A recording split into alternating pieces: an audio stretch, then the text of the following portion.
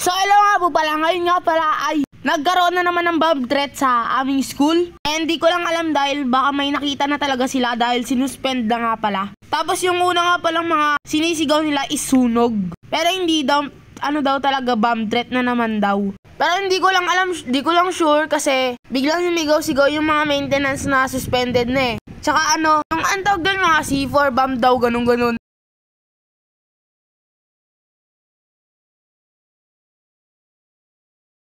Yan lang, nabasa lang namin yan pero hindi ko lang alam, di ko lang sure kung totoo yon. Pero siguro totoo kasi suspended na pre. Di ko lang sure. Pero dahil kami, hindi mo na kami maminiwala. Syempre, dapat pag ganyan, huwag kayo mag-panic men. Dapat alamin nyo muna bago kayo magsabi ng mga ganyan kung fake news ba, ganun-ganon. Kaya para sa akin, hindi ko pa rin sure kung talagang may bomba. Basta pupunta nga pala kami ngayon sa bahay nila Carpio. And dun is gagawin namin, mag-gym kami. Yun ang gagawin namin. Tapos may tinanong nga din pala akong dati kong kaklase sa plumeria kung totoo ba naman daw yung bomb threat na naman yun o hindi ba? Ba't may bomba? Ba't may bomba na naman? Ba't sabi nila sunog? Bomb threat na naman? Pero ano, pre, totoo na to? Ewan ko lang. Totoo, pero baka totoo na, suspended na eh. Hi guys! Uyan na po kasi may bomba! Oy, teka! Shout out! Yung Bomba Ness! Totoo yung bomba?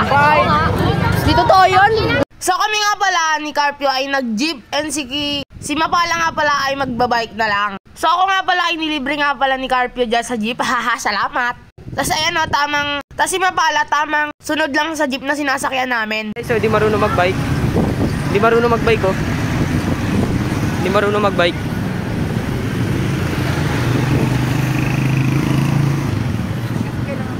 Pangit.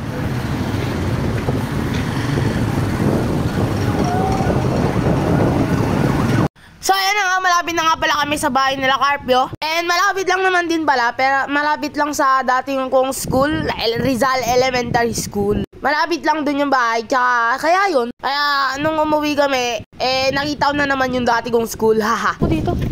Boy, di niya alam. Tag Rizal Elem ako dati. Oh, alam mo pala eh. Rizal Elem.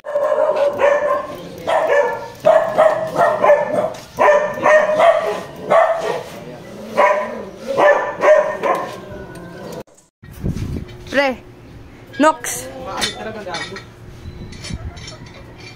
Tapos ayan nga pala, may gym, may equipments kasi dito sila Carpio. Ayan yun yung ginamit namin na medyo nagpapawis lang saglit, ganun-ganon. Deadlift daw to, hindi ko nga alam kung paano mag-deadlift eh, pero tinuruan naman ako. Bawal i-bend yung knees, ganun. Masarap din pala mag-exercise, pero tapos mamaya may ano na naman yan, mag-comment dyan, hindi ako nag-exercise pre. Ayun, nag-ano ako. Anong tawag dito? Nakalimutan ko eh. Ano? Dahan-dahan lang pag bababa tsaka tataas. Basic pre, basic. Basic, ilang reps? 3 reps, sige. Kailangan ba marami? Maganda kasi pag marami para full... Binabalik ka? Naiipit. Naipit. Tapos pagkatapos kaya pala ay umuwi na rin nga pala kami, bababa na kami. And pupunta nga rin pala kami sa bahay namin. And doon naman kami magtatambay. Syempre dahil ako isang mabuting classmate nila, ako yung bibili ng merienda. Pizza nga pala pre. Ano? Eh? Tapos na? Kanina ba tapos te? Tara na! Thank you po. Pizza guys. Ay gago sumayad. Kasi yan nga pala picture sila pre. Masarap naman daw eh. Di ba pagkatapos mag-gym, magme-merienda? Ganun yung mabubuting mga gym. Baliwa. TikTok na ating wala, ginawa na. Bili. Dito nyo, para makita. Paano yung power nun, di ba? Ten. Panoorin ko muna sa TikTok kung paano yung... Go. Tapos ginawa nga pala nila yung trend sa TikTok. Di ko alam, ang lalakas sa mga trip na mga yan. Oy, pray mo na. Thank you po sa pagkain. Amen. Praise by, thank you Lord. Wala pang sauce. Ayaw namin ng sauce. Ayaw ng sauce ka. Weh, sarap kaya ng may sauce. Lagyan mo na, i-ano mo na lang oh. Drizzle. Oh, tangis. Ano mo na lang isos dun sa ano? Drizzle mo, Sa may drizzle. gusto ng sauce, diba? Baka manghang yan. Mama. Okay lang yan. Favorite ko yung manghang eh. Hindi ko lang ako, pero di ako may...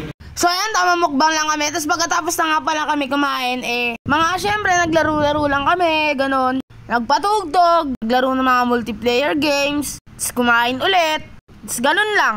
Tapos pagkatapos na nga pala namin kumain, naglaro, uwi na nga pala sila. And ako naman, dahil mabait na naman akong classmate na naman, ihahatid ko na naman sila. Hanggang dun lang sa sa ilalim, syempre. Di na ako magpapagod, pre. So ayan malapit lang naman bahay nila medyo. So ayun, dito na lang, bye-bye.